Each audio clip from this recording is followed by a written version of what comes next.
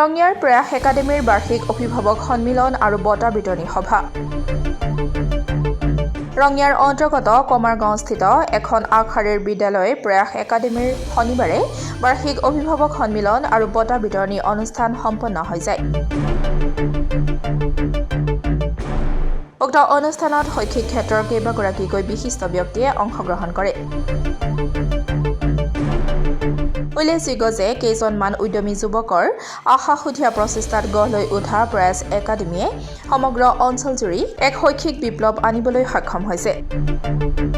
আনহাতে অনুষ্ঠানৰ কাৰ্যসূচী অনুসৰি একাডেমীখনৰ ছাত্ৰ-ছাত্ৰীসকলে গীত নৃত্য তথা কৌতুক অভিনয়েৰে জীপাল কৰি তোলে সমগ্ৰ একাডেমীখনৰ পৰিৱেশ।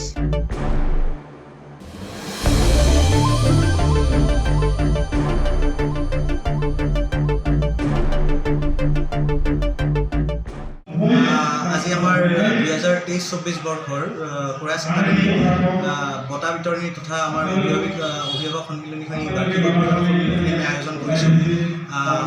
তাত আমি বিভিন্ন শৈক্ষিক মহলৰ বক্তা আমি আমন্ত্ৰণ কৰিছোঁ।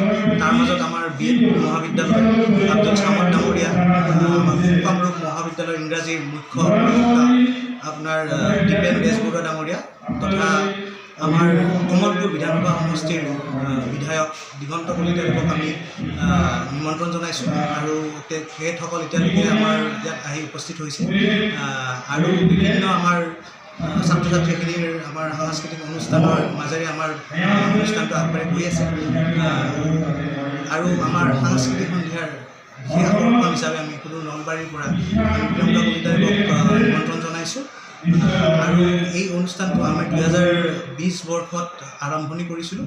প্ৰয়াস একাডেমী প্ৰয়াস ডেভেলপমেণ্ট ছ'চাইটিৰ পৰিৱেশত প্ৰয়াস একাডেমীৰ জন্ম হৈছিল 2020 চনত। এইখন এখন সম্পূৰ্ণ অসমীয়া মাধ্যমৰ বিদ্যালয় হয় আৰু এই বিদ্যালয়ৰ আজি 4টা বছৰ সম্পূৰ্ণ হ'ল আৰু আমি আমাৰ এখন গাঁৱলীয়া পৰিৱেশত উচ্চ শিক্ষাৰ বাবে এটা সুবিধা কৰাই দিবৰ কাৰণে আমি হোষ্টেলৰ ব্যৱস্থা তথা যাতায়াতৰ ব্যৱস্থা সকলোখিনি ব্যৱস্থা আমি ৰাখিছোঁ আৰু আমাৰ যিখিনি শিক্ষক শিক্ষয়িত্ৰী তথা যিখিনি আমাৰ কৰ্মচাৰী আমি সকলোৱে এটা নিয়ম ছিষ্টেমৰ মাজেৰে আমি তেওঁলোকক নিৰ্বাচিত কৰোঁ।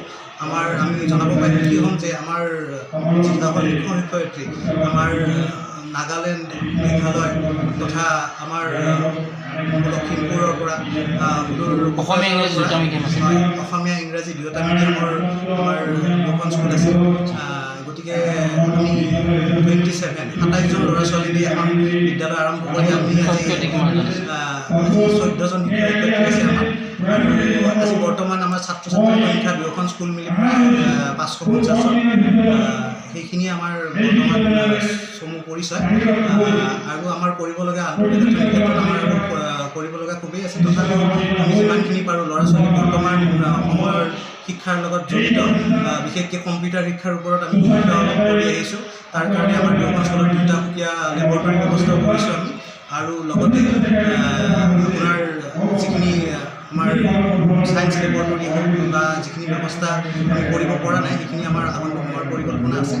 এইখিনি কৰি মোৰ ধন্যবাদ।